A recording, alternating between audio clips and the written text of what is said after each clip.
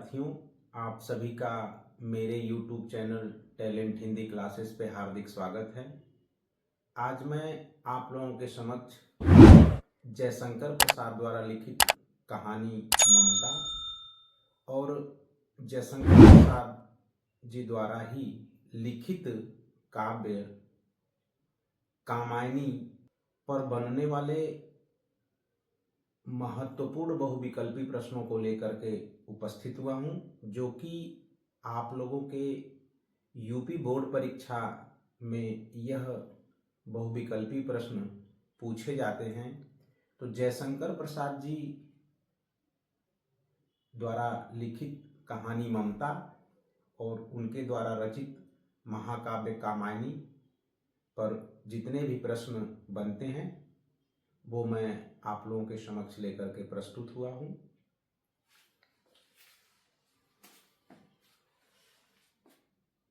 पहला प्रश्न है जयशंकर प्रसाद जी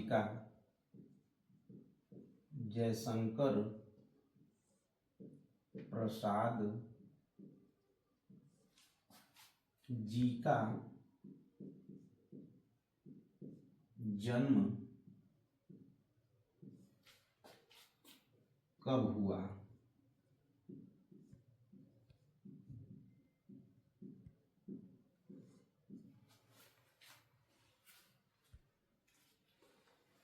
ऑप्शन ए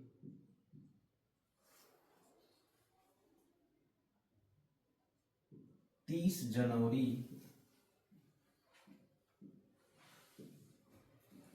1880 ईस्वी,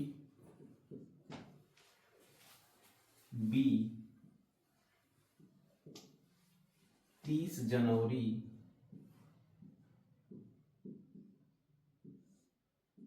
1889 ईस्वी,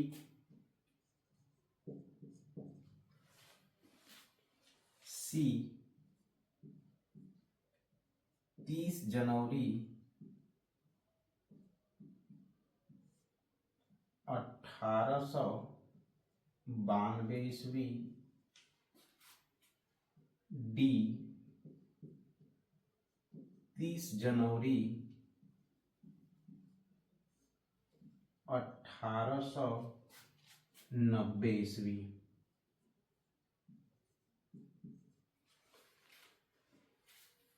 कह रहा है कि जयशंकर प्रसाद जी का जन्म कब हुआ?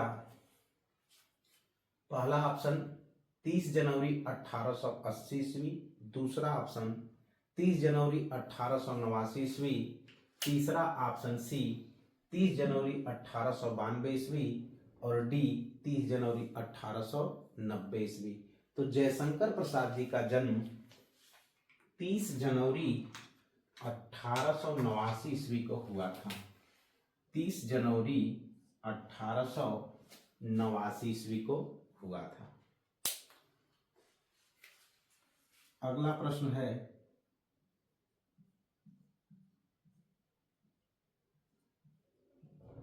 जयशंकर प्रसाद का जन्म स्थान है A Kashi, B Prayag, C Kanpur, D Lucknow.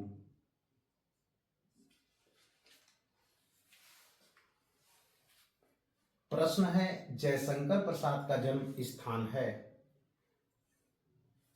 Option A Kashi, B Prayag, C Kanpur, D Lucknow. तो जयशंकर प्रसाद जी का जो जन्म स्थान है वह काशी है। इसे वाराणसी भी कहते हैं, ये आप लोग ध्यान रखिएगा। अगला प्रश्न है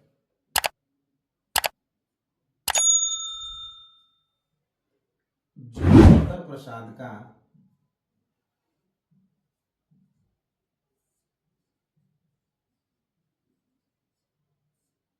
जयशंकर प्रसाद का परिवार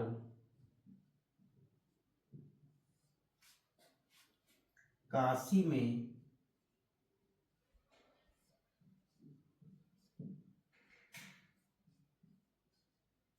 किस नाम से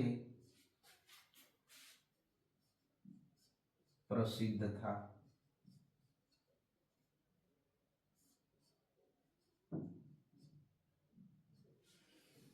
प्रश्न है, जयशंकर प्रसाद का परिवार काशी में किस नाम से प्रसिद्ध था? ऑप्शन ए राजघराना,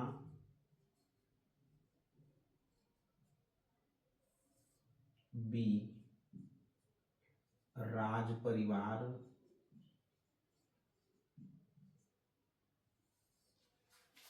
सी सुंघनी साहू,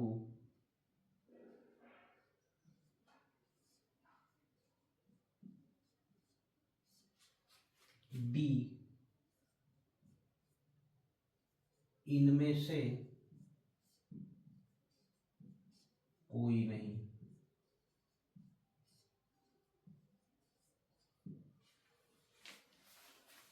प्रश्न है, जयशंकर प्रसाद जी का परिवार काशी में किस नाम से प्रसिद्ध था? तो ऑप्शन है राजघराना, राज परिवार, सुंघनी साहू, इनमें से कोई नहीं। प्रसाद जी का परिवार काशी में सुंघनी साहू नाम से प्रसिद्ध था, ऑप्शन सी।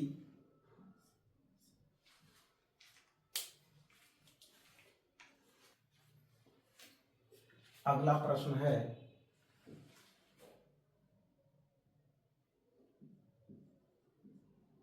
जयशंकर प्रसाद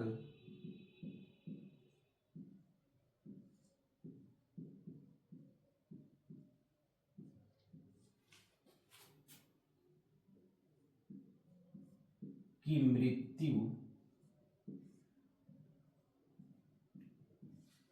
कब हुई?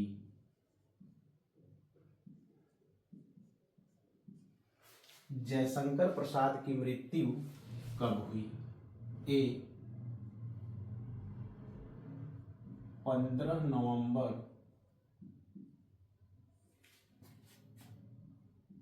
1937 ईस्वी,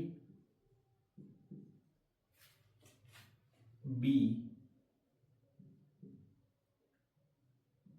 20 नवंबर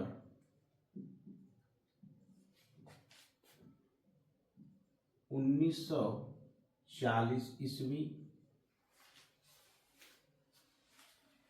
सी 15 नवंबर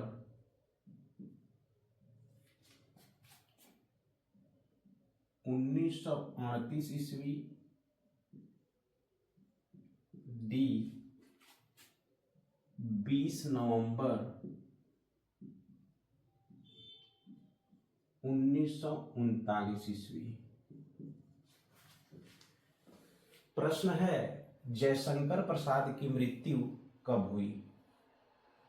15 नवंबर 1937 ईस्वी, बी 20 नवंबर 1940 ईस्वी, सी 15 नवंबर 1938 ईस्वी और डी 20 नवंबर 1939 ईस्वी। तो ऑप्शन ए सही है, जयशंकर प्रसाद जी की मृत्यु 15 नवंबर 1937 ईस्वी में हुई थी। अगला प्रश्न है,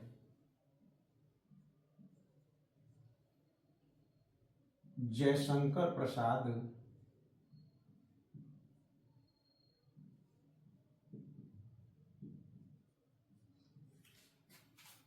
के बचपन का नाम क्या था? ए गंगाधर, बी मुकुटधर,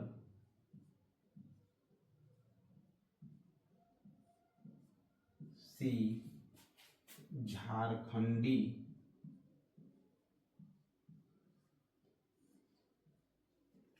डी रामदास।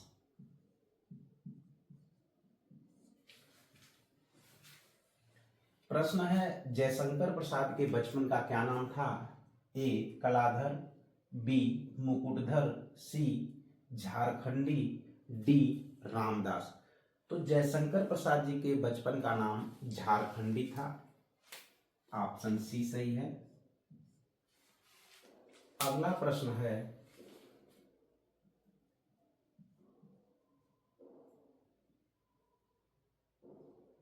जयशंकर प्रसाद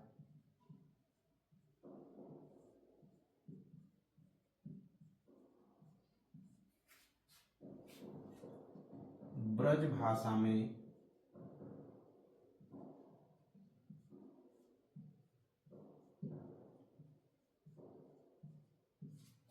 किस उपनाम से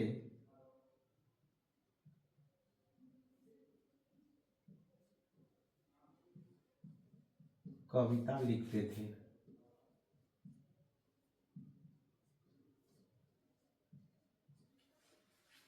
जयशंकर प्रसाद ब्रज भाषा में किस उपनाम से कविता लिखते थे? ए कलाधर, बी झारखंडी, सी खांडेराव, डी दिनकर।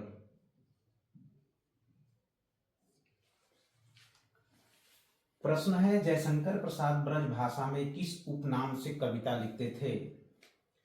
तो जयशंकर प्रसाद जी ब्रज भाषा में कलाधर उपनाम से कविता लिखते थे। ऑप्शन ए सही है। अगला है,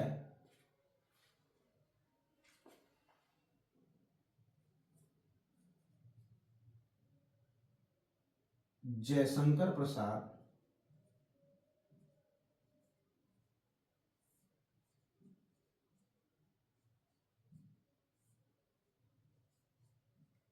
किस युग के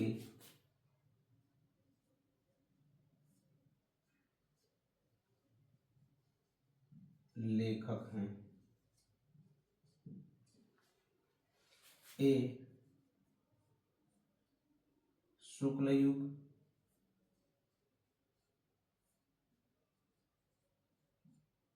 बी द्विवेदी युग,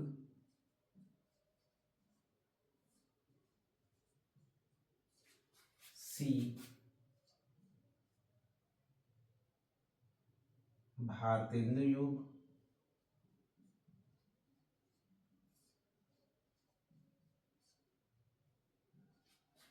डी छायावादोत्तर युग। छायावादोत्तर युग। प्रश्न है, जयशंकर प्रसाद किस युग के लेखक हैं? शुक्ल युग, द्विवेदी युग, भारतेंदु युग, छायावादोत्तर युग। तो ऑप्शन ए सही है। जयशंकर प्रसाद जी शुक्ल युग के लेखक हैं। शुक्ल युग को प्रसाद युग,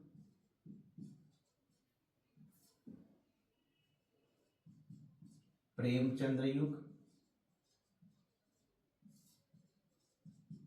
भी कहा जाता है। अगला प्रश्न है, जयशंकर प्रसाद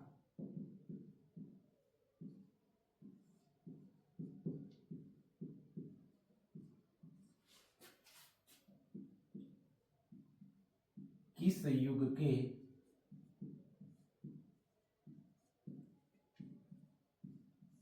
कवि हैं?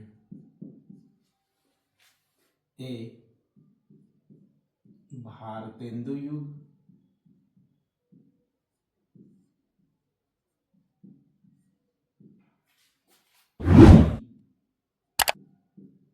द्विवेदी युग,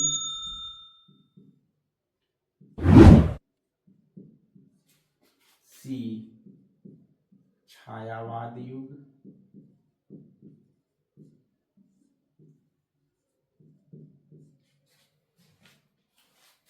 डी प्रयोगवाद।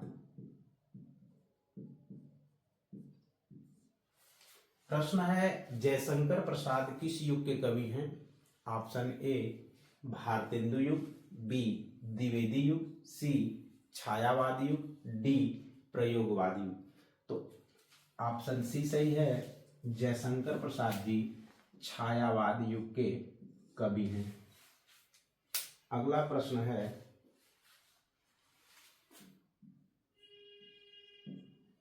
छायावाद का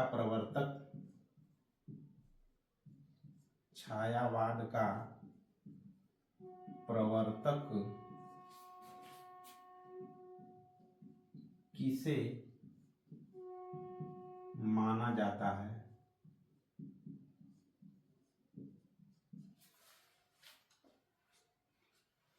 ए सूर्यकांत त्रिपाठी निराला, सूर्यकांत त्रिपाठी निराला, बी जयशंकर प्रसाद,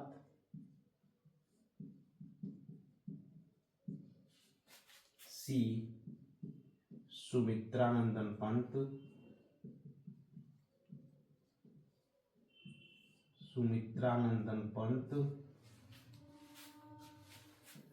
डी महादेवी वर्मा।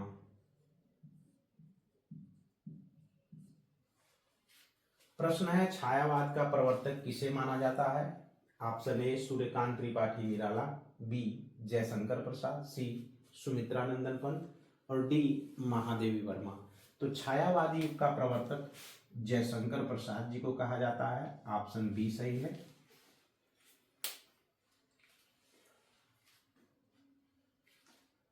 अगला प्रश्न है जयशंकर प्रसाद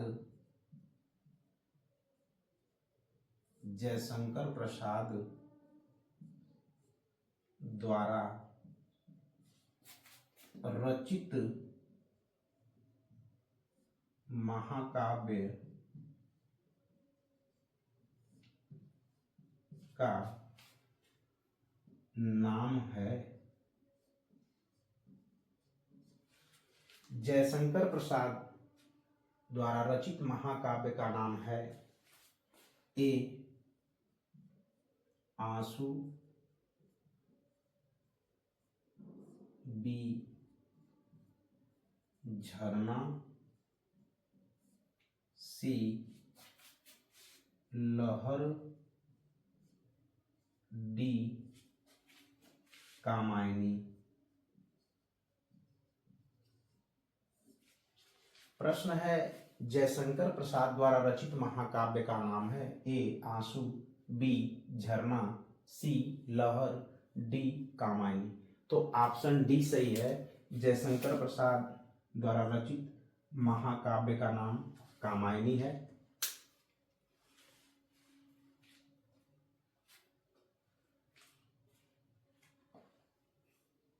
अगला प्रश्न है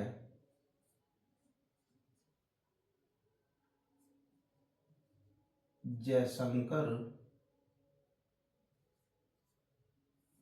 प्रसाद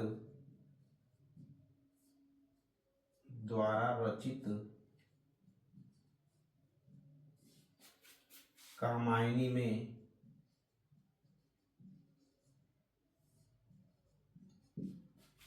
कितने सर्ग हैं? कितने सर्ग हैं? सर्ग का मतलब अध्याय होता है। ए 14, बी 15, सी 16 डी 18। जयशंकर प्रसाद द्वारा रचित कामायनी में कितने सर्ग हैं? ए 14, 15, सी 16 और डी 18। तो यहाँ पर ऑप्शन बी सही है, कामायनी में 15 सर्ग हैं। अगला प्रश्न है, कामायनी के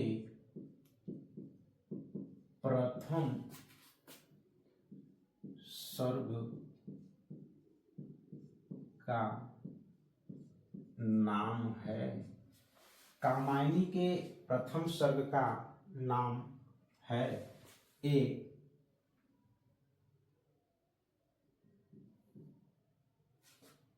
चिंता, बी आशा, सी लज्जा, डी ईड़ा। प्रश्न है, कामायनी के प्रथम सर्ग का नाम क्या है? ए चिंता, बी आशा, सी लज्जा और डी ईड़ा। तो कामायनी के प्रथम सर्ग का नाम चिंता है, ऑप्शन ए सही है, चिंता। अगला प्रश्न है, कामायनी के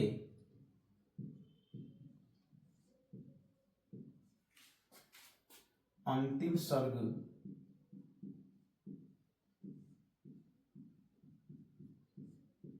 का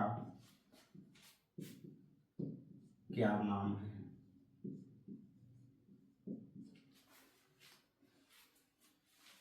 ए दर्शन, बी वासना, सी संघर्ष, डी आनंद।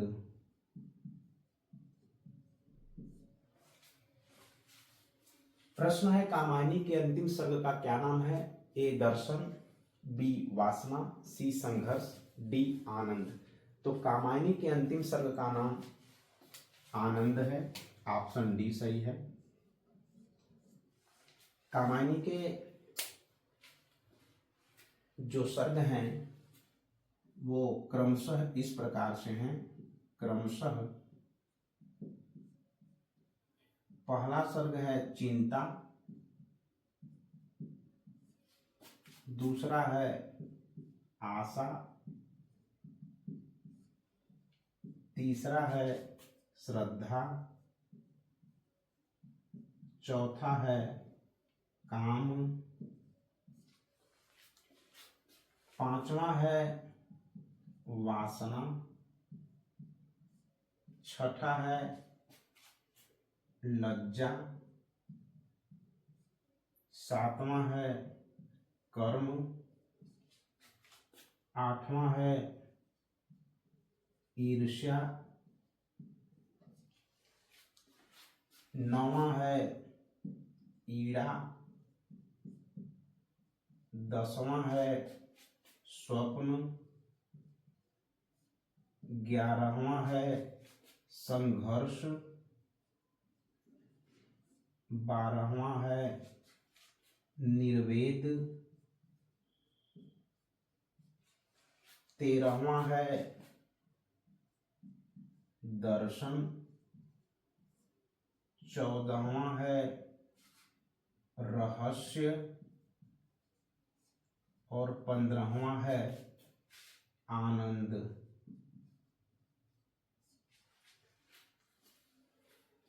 इस तरह से कामायनी में जो 15 सर्ग हैं वो क्रमशः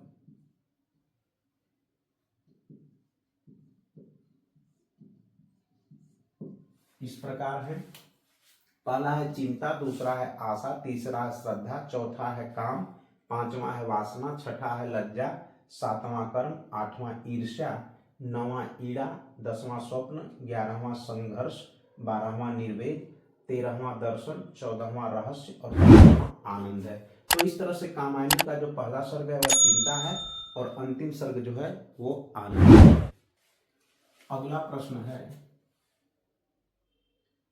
कामायनी का, अगला प्रश्न है कामायनी का प्रकाशन वर्ष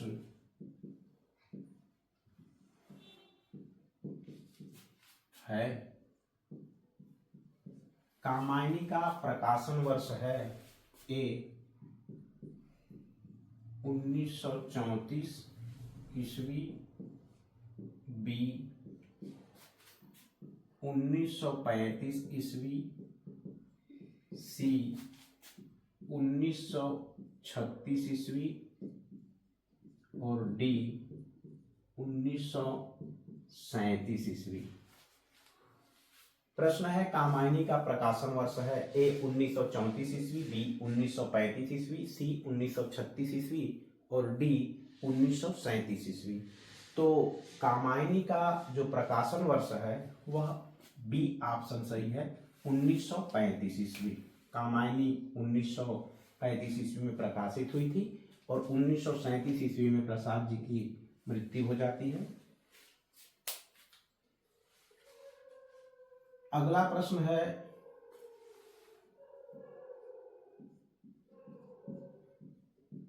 प्रसाद जी की प्रथम छायावादी रचना कौन सी है? यानी प्रसाद जी की प्रथम छायावादी रचना का क्या नाम है? ए आंसू, बी झरना, सी लहर, डी कामायनी।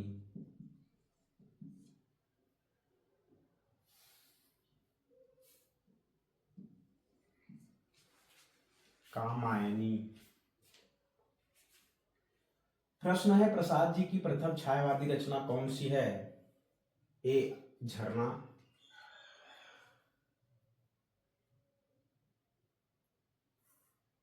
प्रश्न है प्रसाद जी की प्रथम छायावादी रचना कौन सी है? ए आंसू, बी झरना, सी लहर, डी कामायनी। तो प्रसाद जी की प्रथम छायावादी रचना झरना है, ऑप्शन बी सही है। अगला प्रश्न है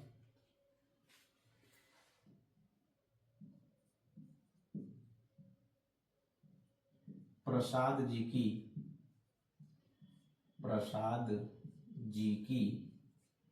अंतिम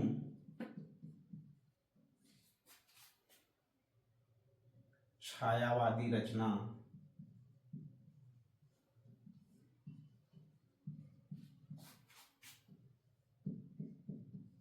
कौन सी है?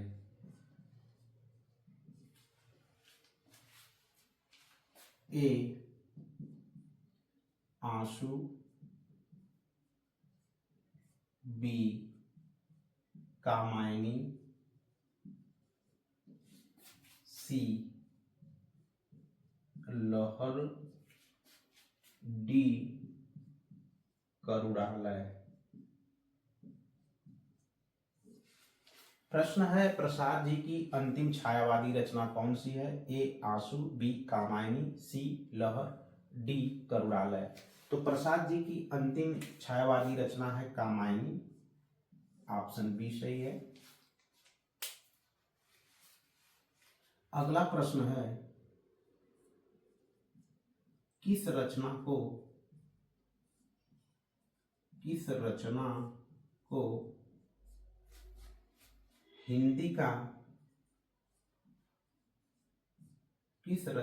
हिंदी का मेघदूत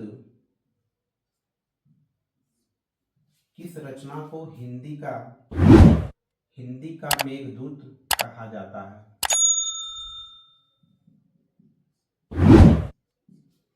यानी प्रसाद की किस रचना को हिंदी का मेघदूत कहा जाता है? ऑप्शन ए आंसू, बी कामायनी, सी लहर, डी झरना। प्रश्न है किस रचना को हिंदी का मेघदूत कहा जाता है? ऑप्शन ए आंसू। आंसू को हिंदी का मेघदूत कहा जाता है। यह एक विरह काव्य है। अगला प्रश्न है प्रसाद की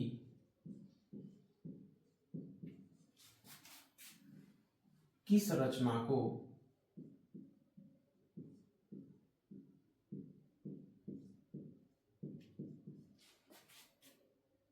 हिंदी का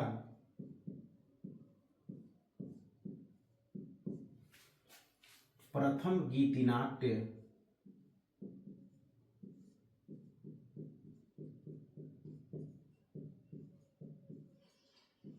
हिंदी का प्रथम गीतिनाट्य माना जाता है?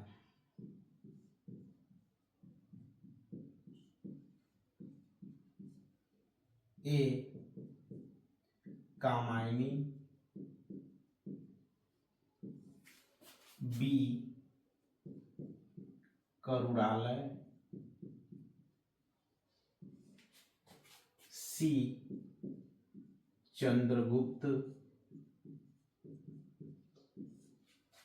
बी डी आंसू।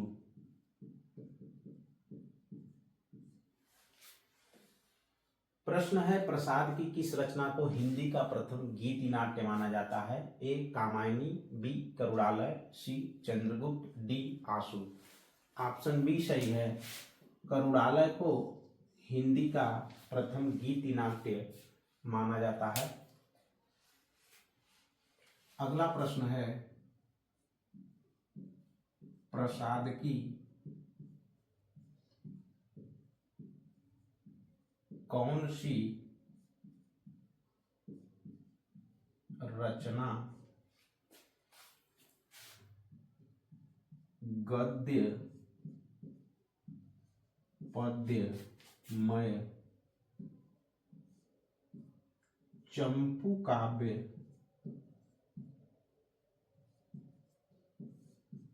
चंपू काव्य है? प्रसाद की कौन सी रचना गद्य पद्यमय है? यानी प्रसाद जी की कौन सी ऐसी रचना है जो गद्य और पद्य दोनों में लिखी गई है? गद्य और पद्य दोनों में लिखी गई रचना को चंपू काव्य कहा जाता है। ऑप्शन है ए कामायनी, बी छाया, सी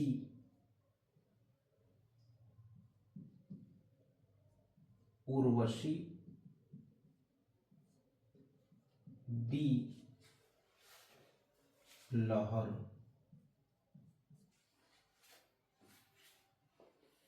प्रश्न है प्रसाद की कौन सी रचना गद्य पद्यमय है?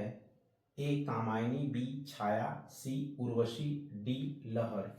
तो उर्वशी को एक चंपू काव्य कहा जाता है। यह गद्य और पद्यमय रचना है। अगला प्रश्न है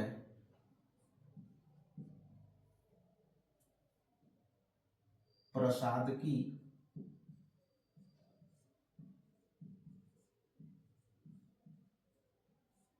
किस रचना को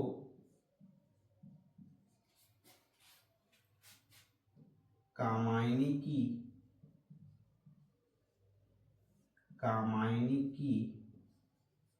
श्रद्धा का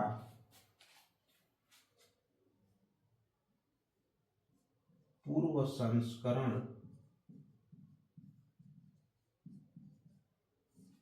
कामायनी की श्रद्धा का पूर्व संस्करण कहा गया है?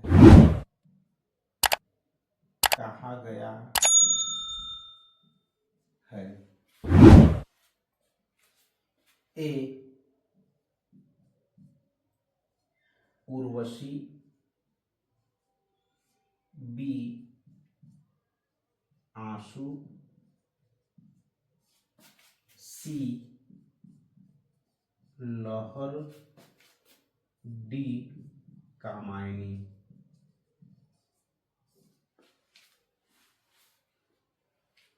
प्रश्न है प्रसाद की किस रचना को कामायनी की श्रद्धा का पूर्व संस्करण कहा गया है? ऑप्शन ए सही है, उर्वशी। उर्वशी को कामायनी की श्रद्धा का पूर्व संस्करण कहा गया है। अगला प्रश्न है किस सर्ग को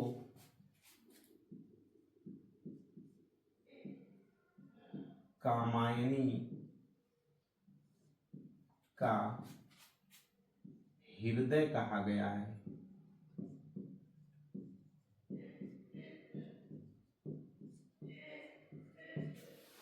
किस सर्ग को कामायनी का हृदय कहा गया है? ए आनंद, बी संघर्ष, सी लज्जा, डी चिंता। प्रश्न है किस सर्ग को कामायनी का हृदय कहा गया है? ऑप्शन ए आनंद, बी संघर्ष, सी लज्जा, डी चिंता। तो लज्जा सर्ग को कामायनी का हृदय कहा गया है, ऑप्शन सी सही है।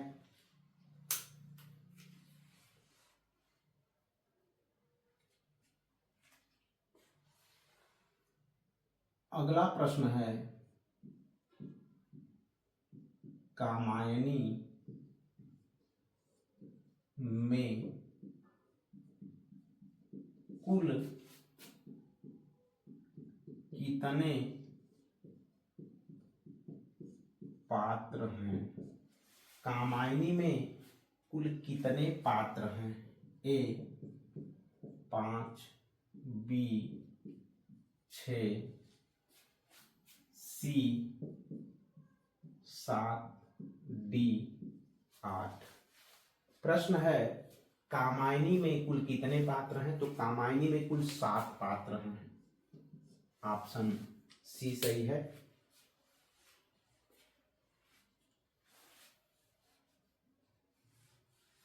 अगला प्रश्न है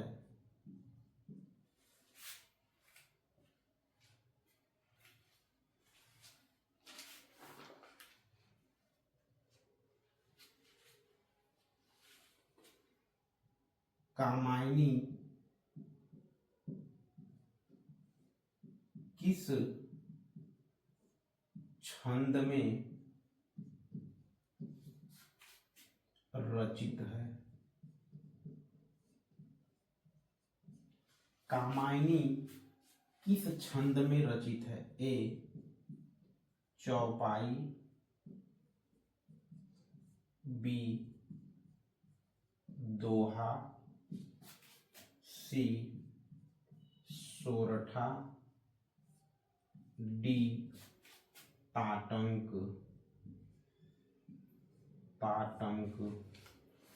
प्रश्न है कामायनी किस छंद में रचित है? तो कामायनी ताटंक छंद में रचित है, ऑप्शन डी सही है। अगला प्रश्न है प्रसाद की प्रथम कहानी कौन सी है?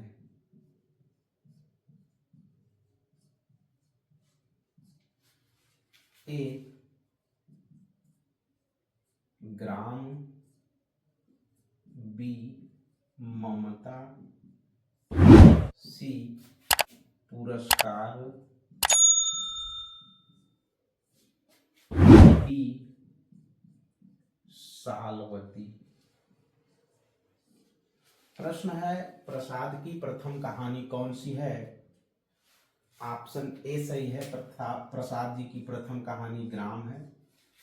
अगला प्रश्न है प्रसाद की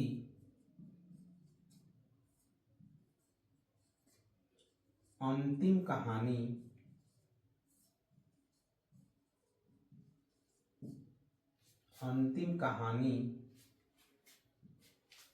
कौन सी है?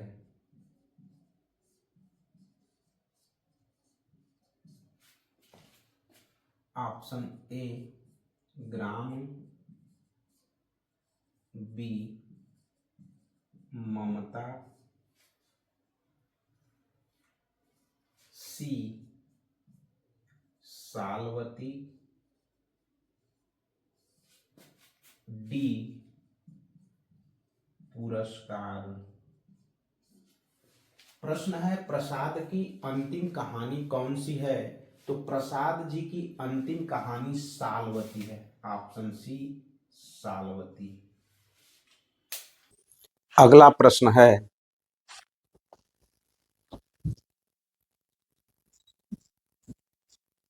ममता कहानी के लेखक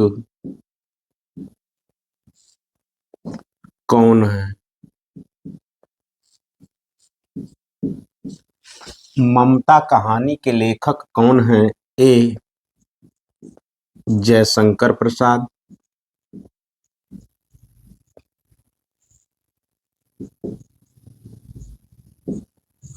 बी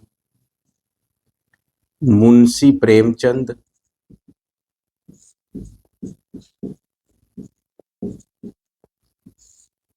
सी रामचंद्र शुक्ल,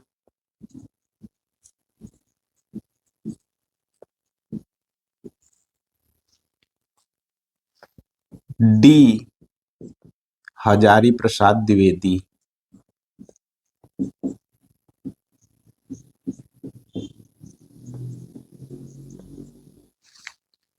प्रश्न है ममता कहानी के लेखक कौन हैं? Option A Jaishankar Prasad, B Munshi Premchand, C Acharya Ramchandra Shukla, D Hazari Prasad Dwivedi.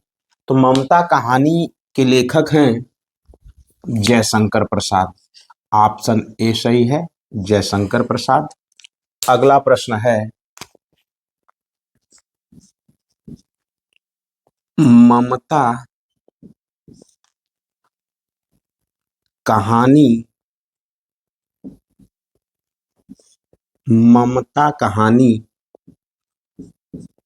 किस कहानी संग्रह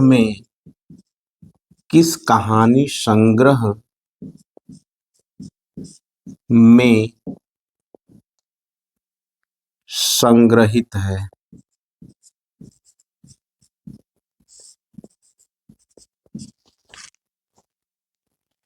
ए आकाशदीप,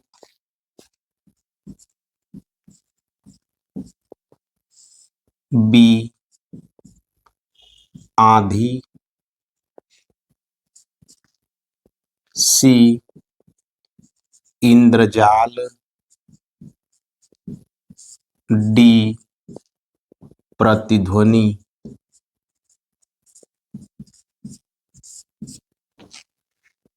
प्रश्न है ममता कहानी किस कहानी संग्रह में संकलित है? ऑप्शन ए है आकाशदीप, बी आंधी, सी इंद्रजाल, डी प्रतिध्वनि। तो ऑप्शन ए सही है, आकाशदीप। अगला प्रश्न है ममता किस नदी के प्रवाह को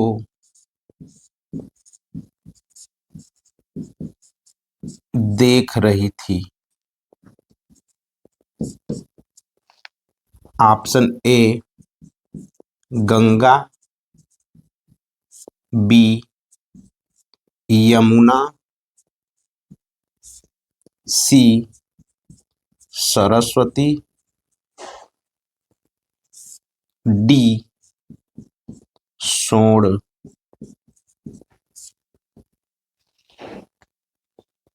प्रश्न है ममता किस नदी के प्रवाह को देख रही थी?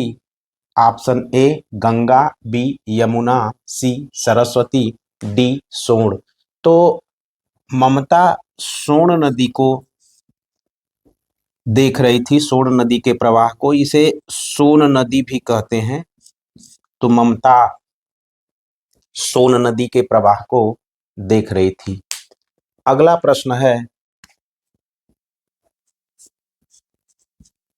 अष्टकोण मंदिर, अष्टकोण मंदिर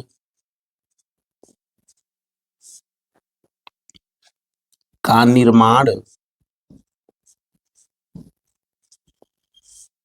किसने करवाया?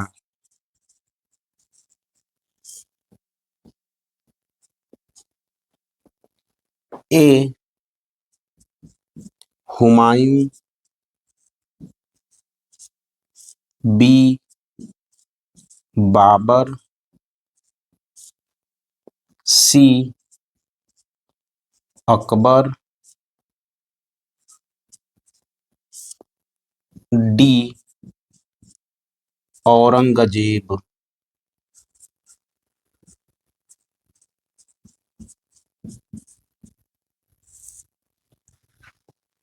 प्रश्न है अष्टकोण मंदिर का निर्माण किसने कराया? ए हुमायूं, बी बाबर, सी अकबर, डी औरंगजेब। तो अष्टकोण मंदिर का निर्माण अकबर ने करवाया था।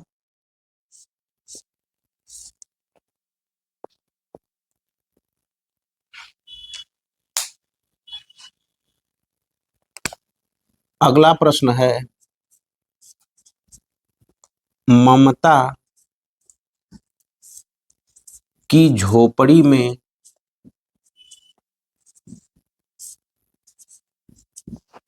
एक दिन किसने विश्राम किया था? विश्राम या आश्रय विश्राम किया था।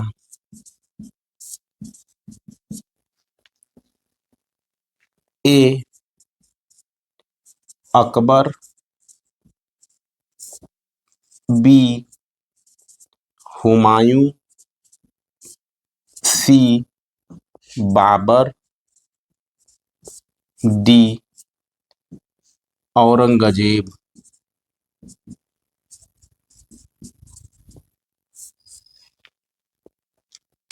प्रश्न है ममता की झोपड़ी में एक दिन किसने विश्राम किया था? तो हुमायूं ने एक दिन विश्राम किया था। ऑप्शन बी सही है। अगला प्रश्न है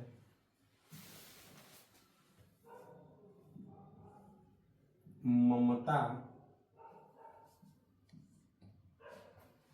ममता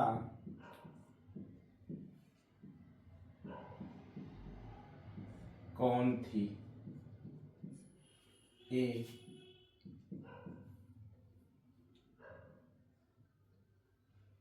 रोहतास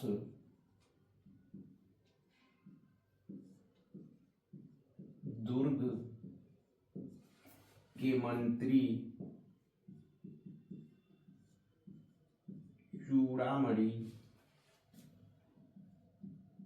चूड़ामणि की इकलौती पुत्री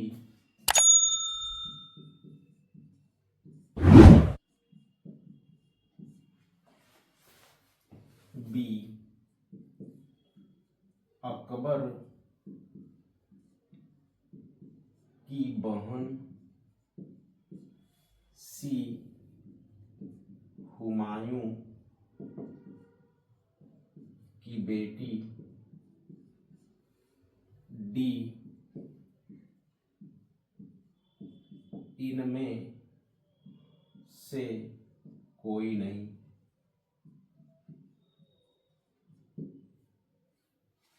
प्रश्न है ममता कौन थी? रोहतास दुर्ग के मंत्री, चूड़ामणि की इकलौती पुत्री, अकबर की बहन, हुमायूं की बेटी, इनमें से कोई नहीं। तो ऑप्शन ए सही है। ममता रोहतास दुर्ग के मंत्री चूड़ामणि की इकलौती पुत्री थी और वह विधवा थी, वह विधवा भी थी। अगला प्रश्न है किसकी याद में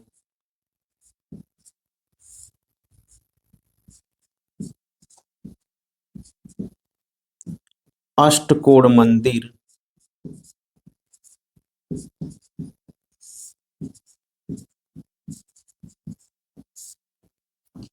अष्टकोण मंदिर का निर्माण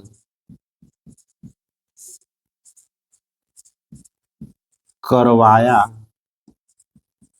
गया? ए अकबर, अकबर, बी हुमायूं, सी शाहजहां, डी बीरबल। प्रश्न है किसकी याद में अष्टकोण मंदिर का निर्माण करवाया गया? ऑप्शन ए है अकबर, बी है हुमायूं, सी है शाहजहां, डी है बीरबल। तो अष्टकोण मंदिर का निर्माण हुमायूं की याद में करवाया गया था और अकबर ने अष्टकोण मंदिर का निर्माण कराया गया था। तो ऑप्शन बी सही है, हुमायूं। अगला प्रश्न है किसने कामायनी को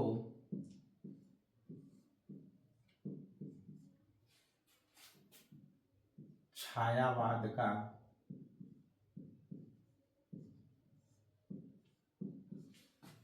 उपनिषद कहा है?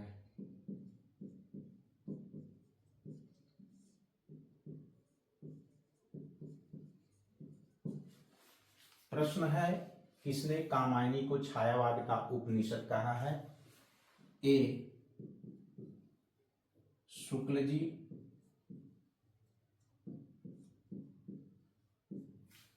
बी प्रसाद जी,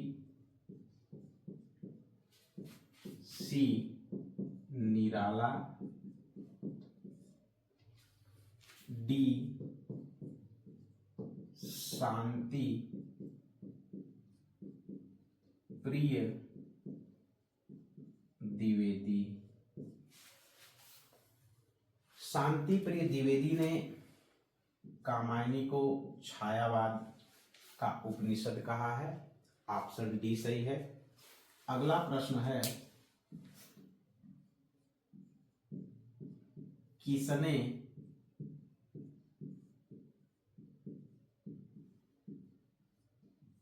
कामायनी को फैंटेसी कहा है?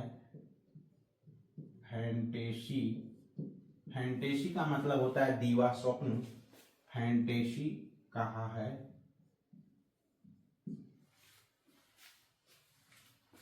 ऑप्शन है ए गुलाब राय, बी नगेंद्र, सी मुक्तिबोध,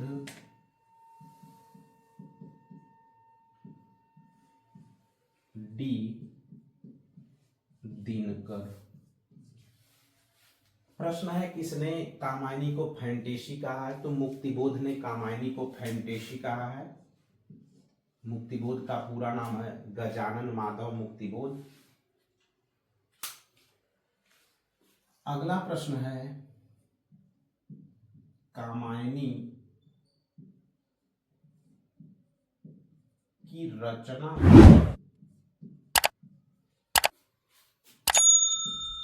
कुल कितने वर्ष का समय लगा?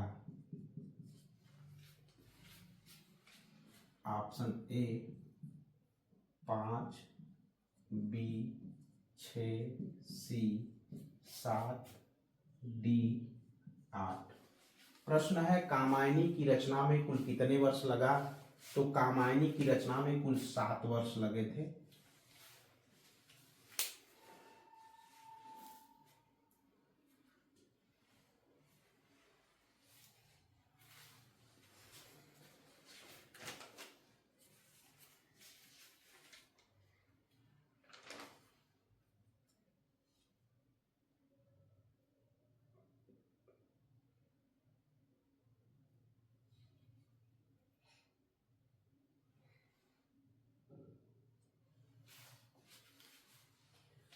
अगला प्रश्न है प्रसाद द्वारा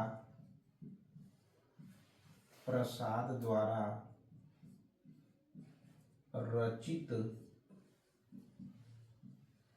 कामायनी में श्रद्धा किस गोत्र की थी? किस गोत्र की थी? ए ईड़ा, बी कामू, सी आनंद,